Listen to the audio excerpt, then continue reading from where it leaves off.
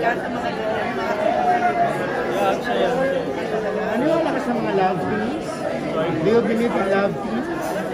Do I believe? Yeah, sure. Yes. There's a lot of great love teams that click very well in this chemistry. They work very well together, but the chemistry is already there. Are you single now? Yes, I'm sure. May possibility ba na ma-develop na sa mga kasamahan mo, isa sa mga kasamahan mo? Well, we really won't know, but that's for the future to tell us. Just experience it lang, it's all a learning experience. And kahit sino yung kasama ko sa kahit anong project, it's really a grateful opportunity na I get to know the person and learn a few things about them and their talents. Saan kayo mag-celebrate ng Christmas? Sorry? Saan kayo mag-celebrate ng Christmas? Plans? Dito lang po, we're gonna celebrate sa Subic. Sila ngayon. Just when you found out that sa love, ano naging reaction mo? I'm sure, I mean, hindi ka pa ganun kapamilya sa kanya, familiar naman.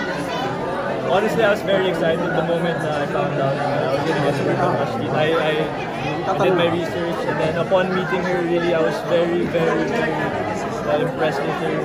Kasi, ang galing niya, she's super talented, you know, she has the grit and drive as well, and she wants it, ang galing niya talaga.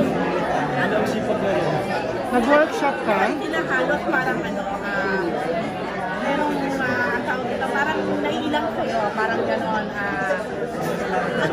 Oo, kasi sikat among eh. them, parang kahit na natin naman kayo, halos pagbuhan, or meron yung dasihan bakit sa'yo. Pero may ilang factor sila sa knowing na undress mo lang. Ang reaction mo. Kasi para sa akin po, I never really thought of it na baka they'll feel this way na ganit kasi dahil undress mo lang ako, may ganun. Really, it's just more of excitement talaga. I get to know the person. Kasi people might think a certain way of me na parang si Andres, you know, baka ganito.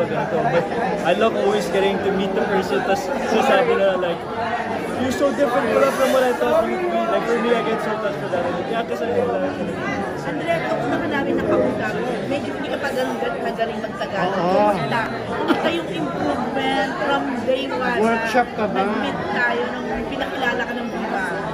Well, feeling ko nga yung Tagalog ko nag-improve dahil sa experiences ko lang.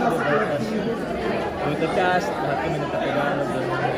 Even at home, si Tatay, sila nagtatagalog sa akin. Tagalog na. Oo, Tagalog talaga. Para masanay din ako, diba?